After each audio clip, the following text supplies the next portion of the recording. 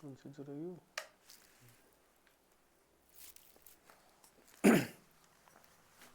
Hello नमस्कार दोस्तों, आपका एक बार फिर स्वागत है आपके अपने शिक्षा पोर्टल यूट्यूब चैनल पे। हम बात कर रहे हैं फर्स्ट ग्रेड ज्योग्राफी को लेकर बात कर रहे हैं अपन, जिसमें बरसात यानी प्रेसिपिटेशन टॉपिक चल रहा है क्लाइमेटोलॉजी का, जिसमें जियोमॉर्फोलॉजी हम कवर कर चुके हैं और क्लाइमेटोलॉजी अपन कर रहे हैं। तो इसके भी शायद इसके बाद एक टॉपिक और है जलवायु वाला, यानी कि विश्व का जलवायु वितरण, वो और देखेंगे। बाकी ये क्लाइमेटोलॉजी भी कंप्लीट है। तो हम फर्स्ट ग्रेड की जो ज्योग्राफी के जितने भी टॉपिक हैं सब्जेक्ट ज्योग्राफी के, ठीक है, उसको कवर कर रहे हैं। पूरी सब सिलेबस यहाँ पे आपको यूट्यूब पे ही करवाया जाएगा। तो मैं आपसे ये रिक्वेस्ट करता हूँ कि ज़्यादा से ज़्यादा चैनल को शेयर करें और वीडियोज़ अपने दोस्तों तक पहुँचाएँ, सब्सक्राइब भी करें। और जैसे जैसे जो इसकी न्यूज़ वगैरह जो होती है क्लास की, इसकी पैनल पीडीएफ वगैरह होती है, वो मैं अपने टेलीग्राम चैनल पे भी डालता हूँ। तो आप टेलीग्राम चैनल भी ज्वाइन कर सकते हैं। अपना टेलीग्राम चैनल शिक्षा पोर्टल के नाम से ही है, तो वो आप ज्वाइन कर सकते हैं, ठीक है। आप जियोग्राफी से किसी भी एग्ज़ाम की यदि तैयारी कर रहे हो, first grade, net, JRF, assistant professor, या फिर उसके बाद आप कोई भी स्टेट पीजीटी दे रहे हो, उसके लिए ये सारी क्लासें आपके लिए उपयोगी होंगी, ठीक है। अब बात करेंगे अपन बरसंड की। तो बरसंड के बारे में एक क्लास अपन पहले कर चुके हैं, जिसमें हमने बरसंड के रूप देखे थे, ठीक है, बादलों के प्रकार देखे थे, बाष्पोत्सर्जन संघनन क्या होता है ये देखा था। आज कुछ इसका पार्ट बचा है, जैसे बरसंड के रूप, किन किन रूपों में वर्षण होता है। उसके बाद वर्षा कुल पढ़ेंगे, वर्षा कौन कौन सी प्रकार होते हैं वर्षा के, और इसके कुछ सिद्धांत हैं, ये अपन देखेंगे वर्षण में। आइए देखते हैं। तो वर्षण की अपन बात कर रहे हैं।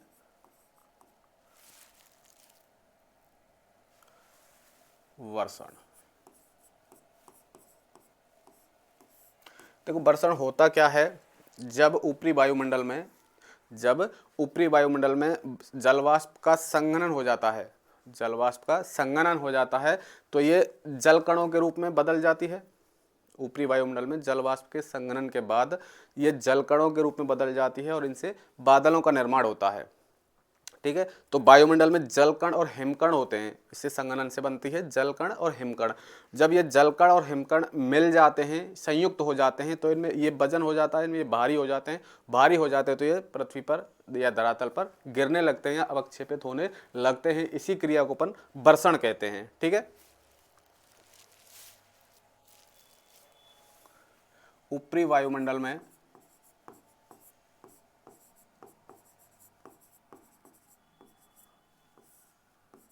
जलवाष्प के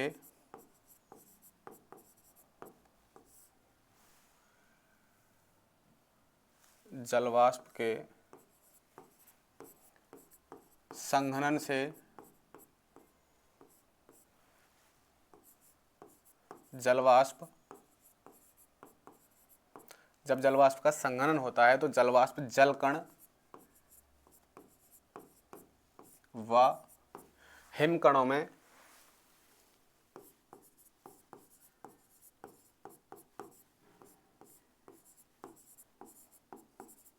बदल जाती है। जलवाष्प हिमकणों और जलकणों में बदल जाती है, इसको कहते हैं अपन संघनन। ये संघनन के बाद क्रिया होती है जिससे जलवाष्प आपकी जलकण और हिमकणों में बदल जाती है, ठीक है।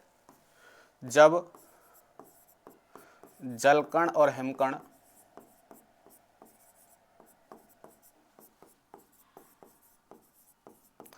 संयुक्त हो जाते हैं यानी कि मिल जाते हैं,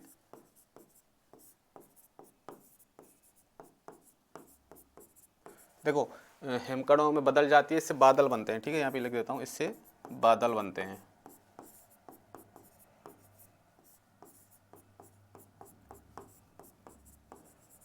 और जब जलकण और हिमकण संयुक्त हो जाते हैं, ये संयुक्त हो जाते हैं तो ये भारी हो जाते हैं।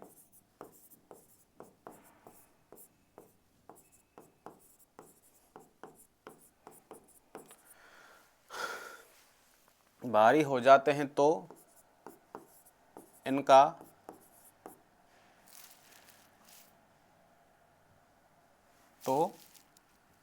ये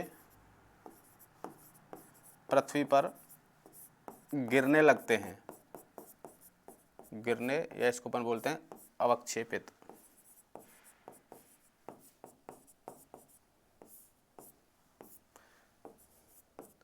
लगते हैं, इसे ही अपन क्या कहते हैं, वर्षण कहते हैं।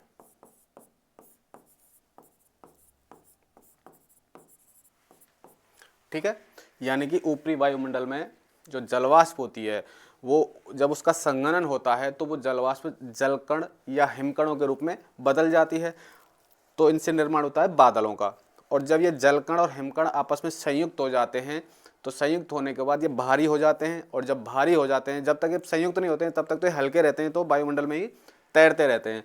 लेकिन जब ये संयुक्त हो जाते हैं यानी कि मिल जाते हैं तो ये भारी हो जाते हैं। भारी होने के बाद ये धरातल पर गिरने लगते हैं या अवक्षेपित होने लगते हैं। इस क्रिया को ही अपन कहते हैं वर्षण। अब इस वर्षण में ये जो अवक्षेपण हो रहा है या जलवाष्प या जल कणों का और हिमकणों का नीचे आना है या अवक्षेपण है, ये 4 रूपों में होता है। वो रूप कौन कौन से हैं देखो, या तो जल वर्षा के रूप में, यानी कि या तो बरसात के रूप में नीचे आएंगे यानी कि जल वर्षा होगी, या हिमवर्षा होगी यानी कि या तो जल के रूप में धरातल पर आएंगे, या हिम यानी कि बर्फ के रूप में धरातल पे आएंगे, या ओले या ककरापात जिनको कहते हैं, करकापात के रूप में, या फिर आएगी ये सहिमवृष्टि।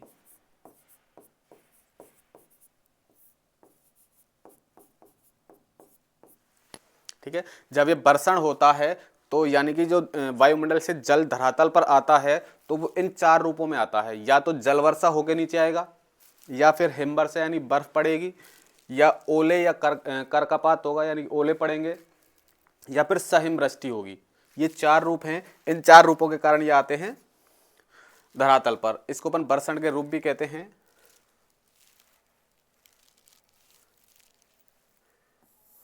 वर्षण के रूप।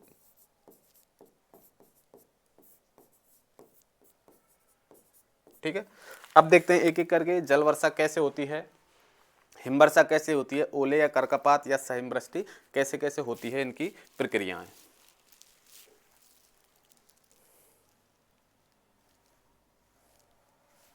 तो पहला है जल वर्षा।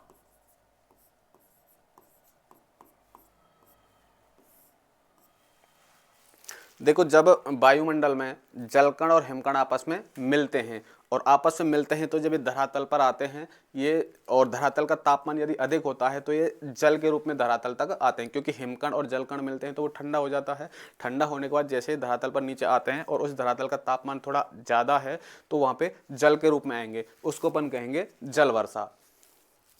जब जलकण व हिमकण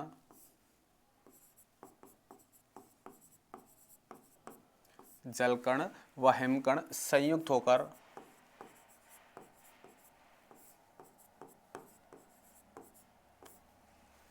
धरातल पर गिरते हैं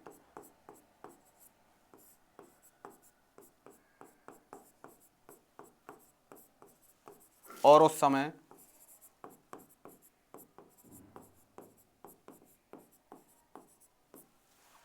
धरातल का तापमान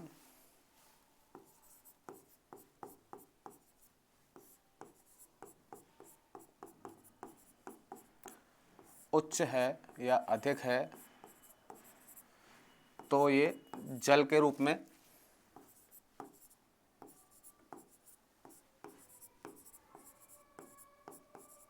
नीचे आते हैं, जल के रूप में नीचे आते हैं, जिसे जल वर्षा कहते हैं।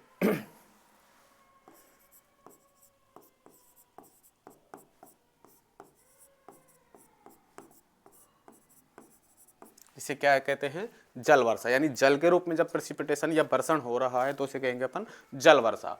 उसके बाद दूसरा है हिमपात।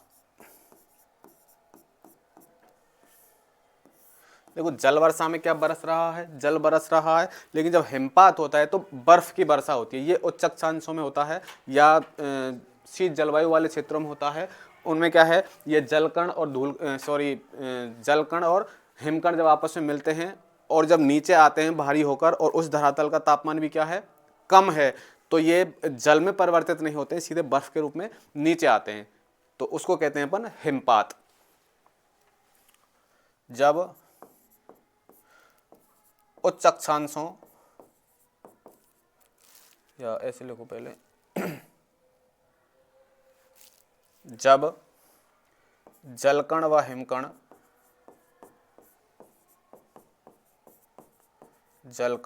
हिमकण संयुक्त होकर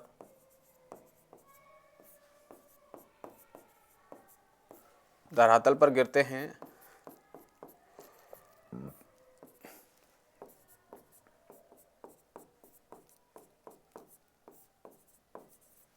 धरातल गिरते हैं, उस समय धरातल का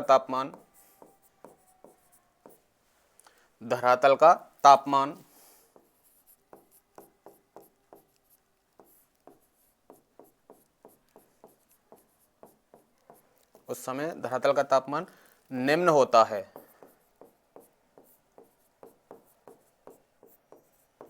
तो ये बर्फ या हिम के रूप में ही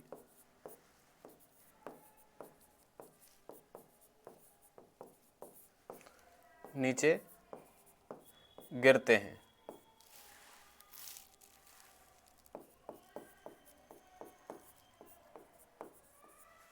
ठीक है, ये स्थिति उच्च अक्षांश, ये स्थिति उच्च अक्षांश या शीत जलवायु में होती है, शीत जलवायु वाले क्षेत्रों में होती है।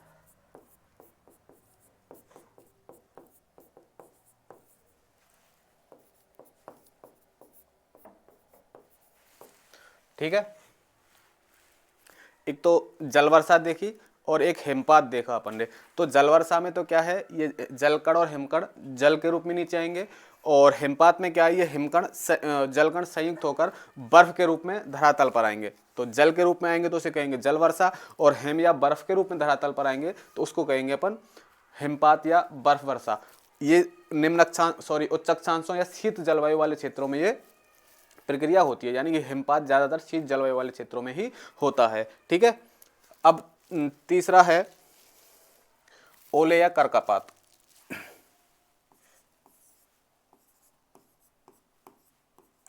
ओले या कर्कापात,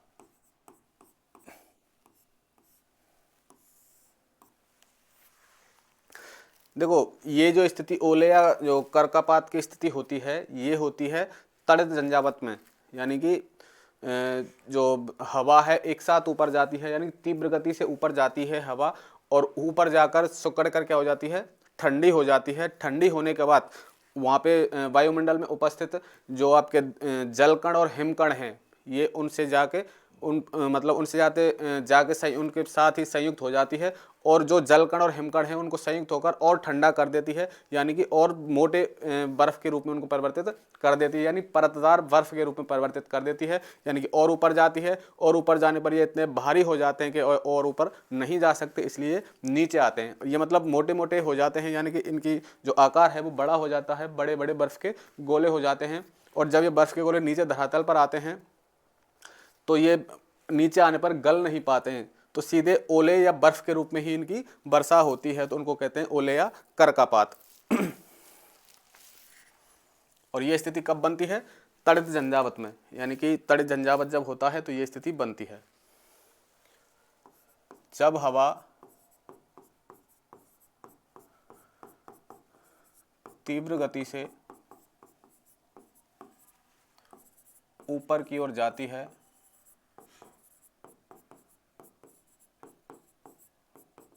अर्थात तड़ित झंझावात में।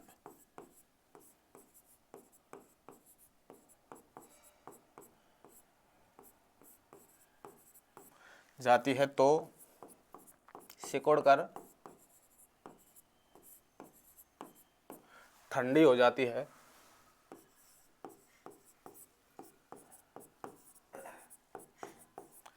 ठंडी हो जाती है और वायुमंडल में उपस्थित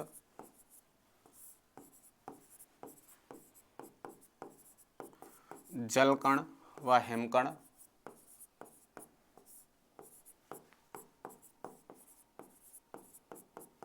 हिमकणों के साथ मिलकर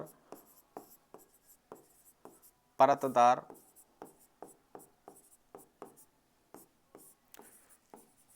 बर्फ के गोलों का निर्माण करती है।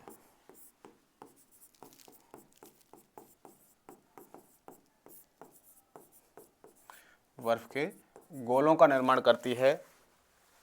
जब ये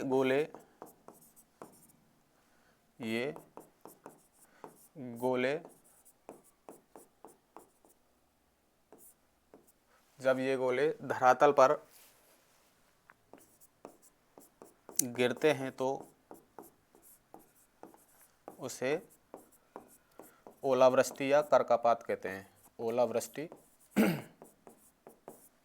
या कर्कापात कहते हैं।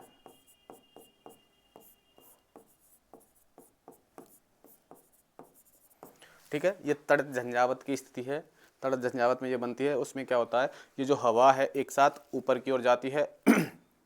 जब हवा एक साथ ऊपर की ओर जाती है तो तीव्र गति से ये ऊपर जाकर सिकुड़ती है और ठंडी होती है, और वहाँ पे जो वायुमंडल में उपस्थित जलकण या हिमकण है उनके साथ संयुक्त होकर एक परतदार बर्फ का निर्माण करती है। और जब ये परतदार बर्फ ये भारी होती है तो ज़्यादा देर ऊपर नहीं रह पाती है वायुमंडल में, तो धरातल पर ये गिरने लगती है। और जब ये टुकड़ों या मोटे गोलों के रूप में बर्फ के रूप में बरसात होती है इनकी, या धरातल पर ये आते हैं, उनको अपन ओलावृष्टि या कर्कापात कहते हैं। ठीक है, इसका एक रूप है सहिमवृष्टि।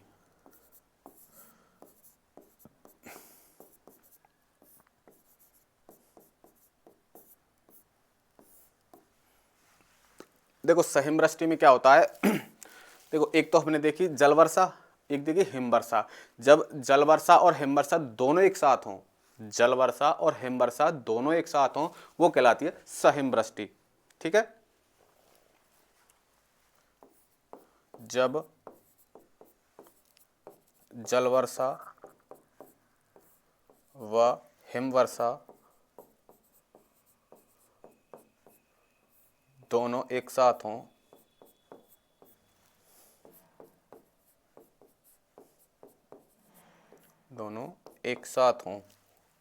तो इसे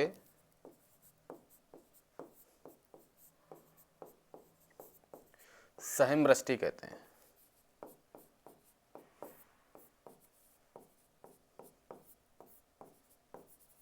ठीक है, इसे क्या कहते हैं हम, सहिमवृष्टि कहते हैं। तो अपन ने 4 रूप देखे बरसण के। पहला जल वर्षा था, जिसमें वर्षा जो वायुमंडल का संघनन है या जो बर्फ कण या जल कण है वो जल के रूप में धरातल पर आ रहे थे, उनको कह रहे थे अपन जल वर्षा। फिर ये बर्फ कण यदि ठंडे क्षेत्रों में होते हैं, या बर्फ कण और जल कण ठंडे क्षेत्रों में ये नीचे आते हैं, तो आते टाइम क्या है, ठंडे होकर बर्फ के रूप में अवक्षेपण होता है इनका, या धरातल पर गिरते हैं ये, उसको कहते हैं हिमवर्षा। और जब ये ओले या मोटे मोटे बर्फ के टुकड़ों के रूप में बरसात होती है, उसको अपन कहते हैं ओले या कर्कापात। और जब बर्फ और जल वर्षा दोनों एक साथ होती हैं तो उनको कहते हैं अपन सहिमवर्षा। ठीक है, अब देखेंगे अपन वर्षा के प्रकार।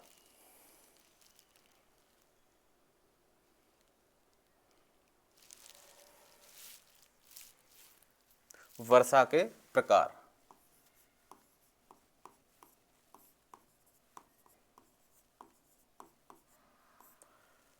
यानी कि वर्षा के कौन कौन से प्रकार होते हैं, या वर्षा किस किस प्रकार से होती है, यानी कि कौन कौन से कारक होते हैं, उनके आधार पर यही प्रकार हैं। जैसे समवहनीय वर्षा हो गई आपकी, जैसे पर्वतीय वर्षा हो गई आपकी, जैसे चक्रवातीय वर्षा हो गई आपकी।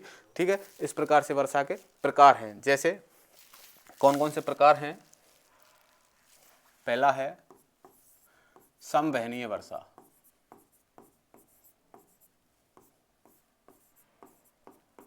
ठीक है। दूसरा है पर्वतीय वर्षा,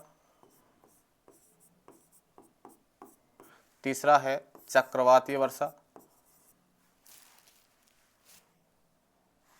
चक्रवातीय वर्षा,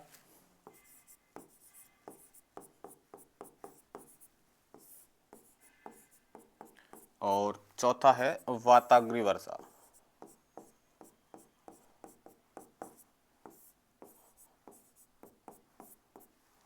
ये वर्षा के प्रकार हैं संवहनी वर्षा, पर्वतीय वर्षा, चक्रवाती वर्षा और वाताग्री वर्षा। देखो संवहनी वर्षा विषुवत रेखीय क्षेत्र में होती है, एक एक करके देखते हैं। जो आपकी संवहनी वर्षा है,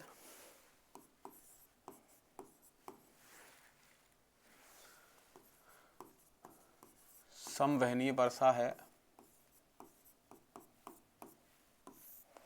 देखो संवहनी धाराएं जो चलती हैं विषुवत रेखीय क्षेत्रों में चलती हैं, तो और संवहनी जो वर्षा है ये विषुवत रेखीय क्षेत्रों में ही होती है। यहाँ पे क्या होता है, देखो जो विषुवत रेखा वाला क्षेत्र है वहाँ पे संवहनी धारा यानी कि तीव्र गति से पवन ऊपर की ओर उठती है। विषुवत रेखीय क्षेत्रों में देखो तापमान अधिक होता है, तापमान अधिक होता है तो यहाँ पे वायुदाब भी निम्न पाया जाता है, और तापमान अधिक होने के कारण ही यहाँ पे ये संवहनी धाराएं ऊपर की ओर जाती हैं, क्योंकि नीचे क्या होता है लो टेम्परेचर, और उसके वायुमंडल में ऊपरी भाग में क्या होता है हाई टेम्परेचर। तो नीचे से पवने धरातल पर हाई, इस तापमान के कारण लो टेम्परेचर हो जाता है और ऊपर हो जाता है हाई टेम्परेचर, क्योंकि ये संवहनी धाराएं जो ऊपर की ओर जाती हैं इसलिए ऊपर हो जाता है हाई टेम्परेचर और धरातल पर नीचे होता है लो टेम्परेचर। ये संवहनी धाराएं ऊपर जाती हैं, ऊपर जाकर सिकुड़ती हैं, और सिकुड़ने पर क्या होता है, देखो इनकी जो आर्द्रता धारण क्षमता है, आर्द्रता धारण क्षमता है वो कम होती है और सापेक्षिक आर्द्रता बढ़ती है, इसलिए इनमें संघनन की क्रिया होती है, और संघनन की क्रिया से क्या होती है बरसात होती है। ये क्षेत्र विषुवत रेखीय क्षेत्रों में ज़्यादातर बरसात देखने को मिलती है, और इन क्षेत्रों में रोज 2 बजे के बाद बरसात होती है, क्योंकि सुबह या दोपहर तक जब तापमान बढ़ता है तो संवहनी धाराएं ऊपर जाती हैं, बादल बनते हैं, और 2 बजे के बाद यहाँ पे बरसात हो जाती है। देखो संवहनी वर्षा विषुवत रेखीय क्षेत्रों में,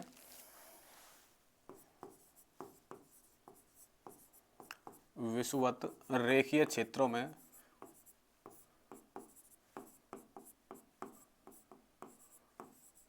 विषुवत रेखीय क्षेत्रों में संवहनिक धाराएं चलती हैं, संवहनी धाराएं,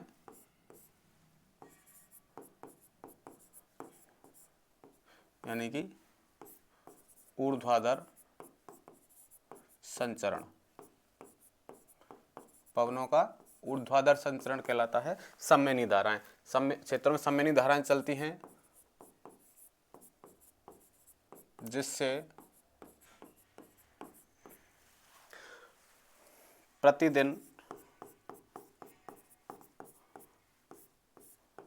2 बजे बाद वर्षा होती है, वर्षा होती है 2 बजे बाद वर्षा होती है। और कहाँ पे होती है, इसके जो विषुवत रेखीय क्षेत्र हैं उनमें ये वर्षा होती है। कांगो बेसिन है, अमेजन बेसिन है, इन क्षेत्रों में सर्वाधिक वर्षा, ये संवहनी प्रकार की वर्षा देखने को मिलती है। ठीक है, संवहनी प्रकार की वर्षा मैंने आपको बताया, जैसे पवन ऊपर जाती है इन क्षेत्रों में, ऊपर जाके उसकी जो आर्द्रता धारण क्षमता है, क्योंकि पवन जब ठंडी होती है तो आर्द्रता धारण क्षमता क्या होती है उसकी कम होती है, और जब गर्म होती है तो आर्द्रता धारण क्षमता भी बढ़ती है। जब पवन ऊपर जाती है तो आर्द्रता धारण क्षमता इनकी कम हो जाती है और सापेक्षिक आर्द्रता क्या है बढ़ जाती है, और जब सापेक्षिक आर्द्रता बढ़ जाती है तो ओसांक बिंदु पर पहुंचती है ये, इसकी जो आर्द्रता है, आर्द्रता जब ओसांक बिंदु पर पहुंच जाती है तो संघनन की क्रिया होने लगती है, और ये क्रिया संघनन, ये जो क्रिया जो मैंने अभी आपको बताई, ये होने में प्रतिदिन 2 बजे का टाइम होता है, यानी कि ये धीरे धीरे 2 बजे तक होती है, और 2 बजे के बाद इन क्षेत्रों में वर्षा हो जाती है, ये कहलाती है संवहनी वर्षा, और ये विषुवत रेखीय क्षेत्रों में होती है। जैसे कांगो बेसिन है, अमेजन बेसिन है, ये प्रमुख इसके संवहनी वर्षा के क्षेत्र हैं। इसके बाद दूसरी है पर्वतीय वर्षा। देखो पर्वतीय वर्षा में क्या होता है, जब पवन, जैसे ये है पर्वतीय क्षेत्र, ठीक है, और जब पवन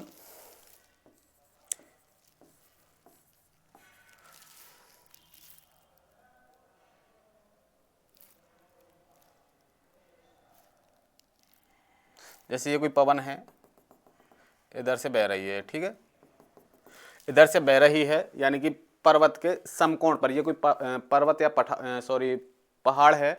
जब ये पवन इसके इस क्षेत्र में बह रही है तो ये यहाँ पे आके क्या हो, पर्वत के ऊपर जाती है, और जब यहाँ से ऊपर जाएगी तो इसकी ये क्या ठंडी होगी, ठंडी होगी तो इसकी आर्द्रता धारण क्षमता कम होगी, सापेक्षिक आर्द्रता बढ़ेगी, और सापेक्षिक आर्द्रता बढ़ेगी तो यहाँ पे क्या है, बरसात होने लगेगी।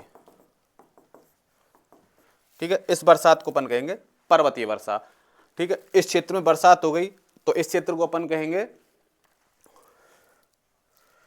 इसको पवन विमुखी क्षेत्र कहेंगे, पवनमुखी क्षेत्र इसको कहेंगे अपन, पवनमुखी क्षेत्र। तो इस क्षेत्र पे तो क्या हो जाता है, वर्षा हो जाती है। ठीक है, अब इसके बाद जब पवन यहाँ पे बरसात कर दी और इसके बाद जब ऊपर जाती है, ऊपर जाके फिर ये इस क्षेत्र पे यहाँ पे आके ये इसमें से आर्द्रता चली गई, आर्द्रता धारण क्षमता क्योंकि गर्म हो गई, आर्द्रता धारण क्षमता बढ़ गई इसकी। अब ये नीचे आती है और यहाँ पे आते आते क्या होती है, हो जाती है, गर्म हो जाती है, और जब यहाँ पे गर्म हो जाती है तो इस क्षेत्र में वर्षा नहीं करती। इस क्षेत्र को अपन कहेंगे वृष्टि छाया क्षेत्र।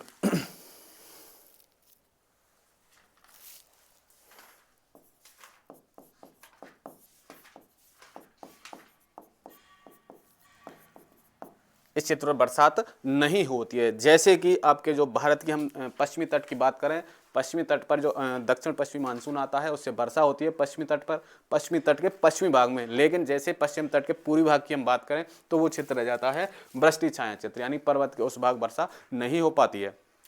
तो ये होती है आपकी पर्वतीय वर्षा।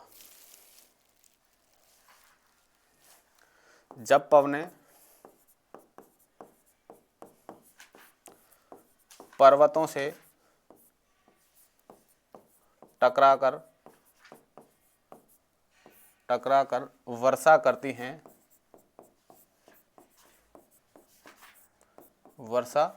हैं, उसे पर्वतीय वर्षा कहते हैं।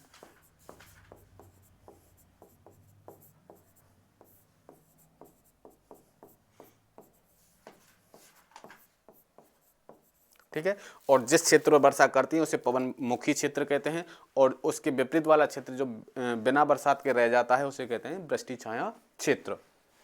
ठीक है, ये है आपकी पर्वतीय वर्षा। जितने भी पर्वत हैं आपके, उन पर्वतों पे जो वर्षा होती है वो कहलाती है पर्वतीय वर्षा। उनके क्षेत्र भी अपन बात करें, जैसे संवैनी वर्षा का विश्वोत्तरीय के क्षेत्र था, और ये है पर्वतीय क्षेत्रों में वर्षा करते हैं। तो पर्वतीय वर्षा किस क्षेत्र में होती है, पर्वतीय क्षेत्रों में ही होती है। तीसरी है चक्रवातीय वर्षा।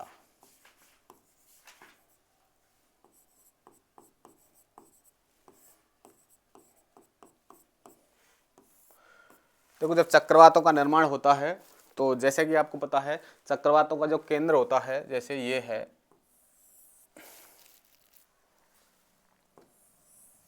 चक्रवात का जो केंद्र है यहाँ पे होता है लो प्रेशर। चक्रवात के केंद्र में लो प्रेशर होता है और पवनें बाहर से केंद्र की ओर गति करती हैं। पवनें के बाहर से केंद्र की ओर गति करती हैं, क्योंकि केंद्र में तो लो प्रेशर है और बाहर हाई प्रेशर है, और पवनें हाई प्रेशर से लो प्रेशर की ओर चलती हैं।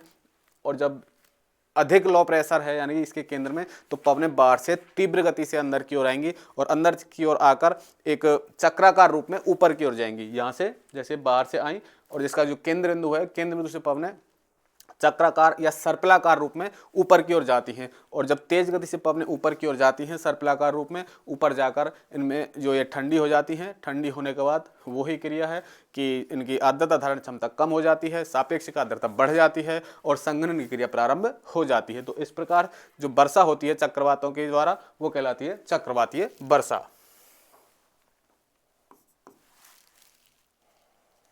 चक्रवात के समय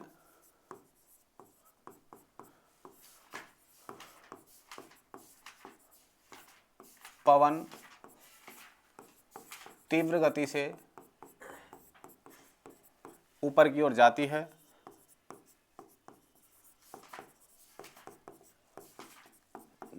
है और संघनित होकर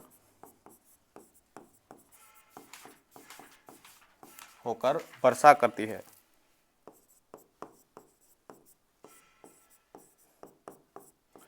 वर्षा करती है, जिसे चक्रवातीय वर्षा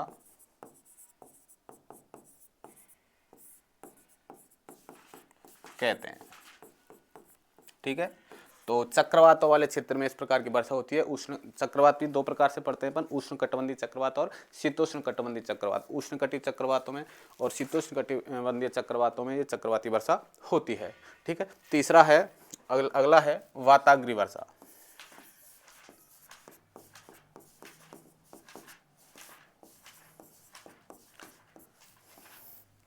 देखो, वाताग्र जहां बनते हैं वहां पे इस प्रकार की वर्षा होती है। और वाताग्र कहाँ बनते हैं? जब दो विभिन्न प्रकृति वाली पवन, यानी कि दो विभिन्न प्रकृति, यानी एक गर्म पवन और एक ठंडी पवन जब मिलती हैं, तो ठंडी जो पवन है गर्म पवन को ऊपर उठा देती है, और जब गर्म पवन ऊपर जाती है और ऊपर जाने पर संघनन की क्रिया करती है, उस समय जो वर्षा होती है वो कहलाती है वाताग्रीय वर्षा। तो देखते हैं, जब वाताग्रों पर ठंडी पवन गर्म पवन को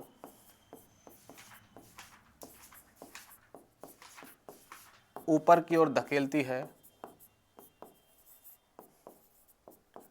और धकेलती है तो ये पवन संघनित होकर वर्षा करती है, संघनित होकर वर्षा करती है। इसे वाताग्रीय वर्षा कहते हैं।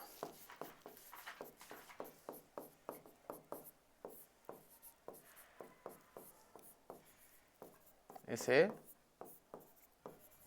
वाताग्रीय वर्षा कहते हैं। ठीक है, तो अपने वर्षा के चार प्रकार पढ़े। एक तो संवहनीय वर्षा थी, एक पर्वतीय वर्षा थी, एक चक्रवातीय वर्षा है और एक वाताग्रीय वर्षा है। ठीक है, इसी के साथ साथ अपन देखेंगे जो वर्षा होने के जो सिद्धांत हैं कुछ, वो देखेंगे। ठीक है, वर्षा की उत्पत्ति के मत या सिद्धांत। वर्षा की उत्पत्ति के मत या सिद्धांत, यानी कि वर्षा होने के कुछ सिद्धांत हैं या विद्वानों द्वारा दिए गए मत हैं, वो अपन इसमें देखेंगे। तो पहला है, दो प्रकार से पढ़ते हैं ये भी, एक तो प्राचीन काल के जो मत हैं या मान्यता हैं, ठीक है, और एक जो आधुनिक युग की मान्यता हैं। ठीक है, यानी कि 19वीं और 20वीं शताब्दी में कुछ मान्यता मानी गई जिनको हम आधुनिक मान्यताएं कहते हैं, और कुछ हैं जो उससे पुराने हैं उनको अपन प्राचीन कालीन मान्यताएं कहते हैं। तो इसमें कौन कौन से हैं? जैसे तो है प्राचीन मान्यताएं, प्राचीन मान्यताएं 17 से 19वीं शताब्दी की। ठीक है, उसमें है पहली, वायु के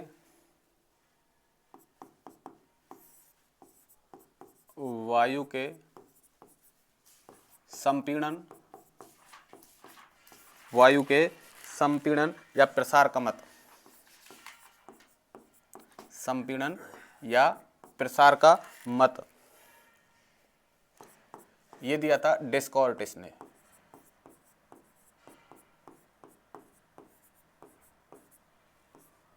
ठीक है, दूसरा है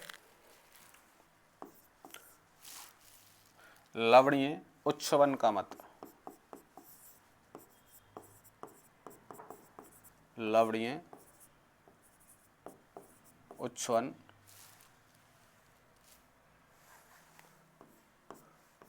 लवणीय उच्छवन का मत, ये दिया था हेली ने। ठीक है, उसके बाद तीसरा है पर्वतीय वर्षा का मत,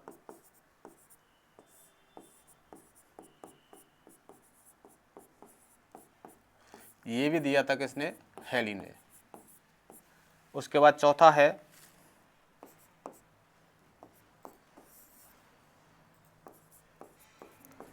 समवहनीय वर्षा का मत,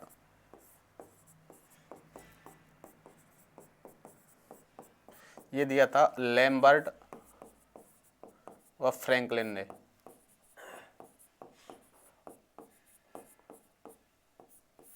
इसके बाद पांचवा है विद्युत रासायनिक मत।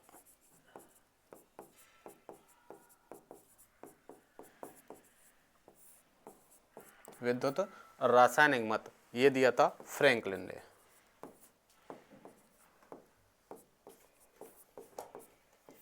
ठीक है, ये तो 5 मत हैं, ये प्राचीन कालीन मान्यता हैं जो 17 से 19वीं शताब्दी में मानी गई हैं। वायु के संपीड़न प्रसार का मत ये डिस्कॉर्टिस ने दिया। लवड़ी और च्युवन का जो मत है ये हैली ने दिया है। और पर्वतीय वर्षा का जो मत है वो भी हैली ने दिया है। संवहनी वर्षा का जो मत है वो लैम्बर्ट या फ्रैंकलिन ने दिया है।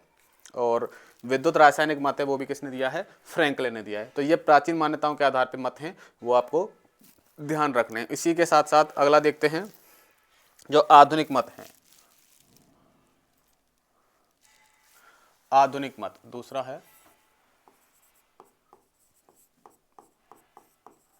आधुनिक मत। और ये आधुनिक मत जो हैं वो हैं 20वीं शताब्दी के।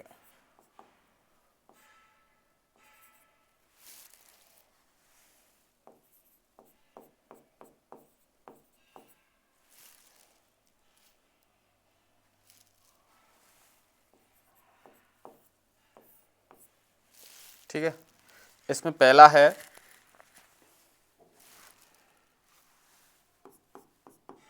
वर्गरान व फेंडरसन का हिमकण सिद्धांत।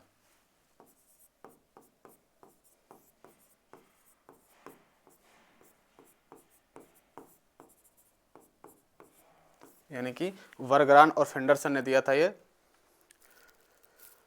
हिमकण सिद्धांत या मेघ अस्थिरता सिद्धांत भी इसको कहते हैं। एक सेकंड,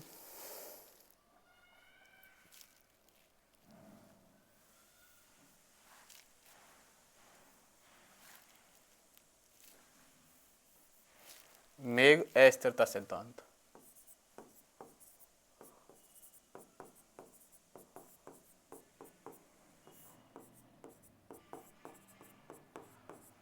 आधुनिक मत में वर्गरान या फेंडरसन ने दिया है मेघ अस्थिरता सिद्धांत। मेघ अस्थिरता सिद्धांत। इसके बाद दूसरा जो सिद्धांत है वो है संघटन व संलयन का सिद्धांत।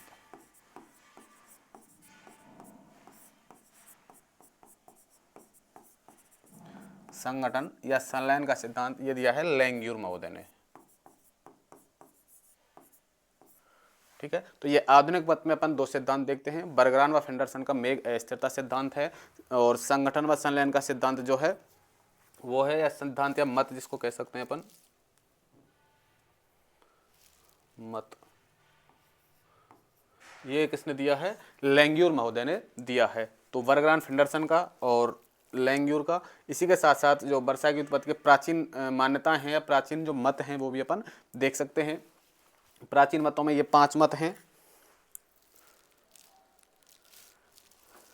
देखो, आज हमने बरसाण की परिभाषा और उसके रूप देखे। उसके बाद जल वर्षा, हिमपात, ओले और सहिमवृष्टि के बारे में हमने पढ़ा।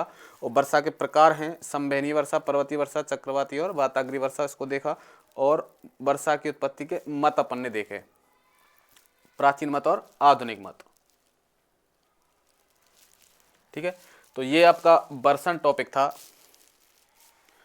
जलवायु विज्ञान का जो 2 टॉपिक थे, एक तो वर्षण था और एक था उसमें आर्द्रता, यानी आर्द्रता और वर्षण। तो ये वर्षण वाला टॉपिक भी आपका खत्म होता है। उसके बाद अपना अगला टॉपिक अपन लेंगे विश्व के जलवायु वर्गीकरण जो है कोपेन और थार्नथवेट ने जो वर्गीकरण दिए हैं, और उसका उसी के साथ साथ अपन इसका सामान्य वर्गीकरण भी देखेंगे। ठीक है, कोपेन और थार्नथवेट के अलग से और उसके अलग से भी सामान्य वर्गीकरण अपन देखेंगे। तो वीडियो यदि आपको यूज़फुल लग रही हो तो चैनल को सब्सक्राइब जरूर करें और ज़्यादा से ज़्यादा दोस्तों को शेयर भी करें। यदि आपकी कोई क्वेरीज रहती हो तो हमें कमेंट बॉक्स में छोड़ सकते हैं। और इसकी पैनल PDF प्राप्त करने के लिए आप हमारा टेलीग्राम चैनल जो है शिक्षा पोर्टल के नाम से ही है, वो आप ज्वाइन कर सकते हैं।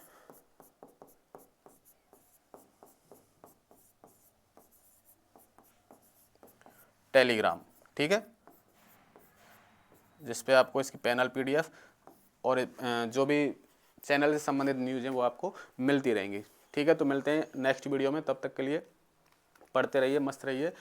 थैंक यू, धन्यवाद।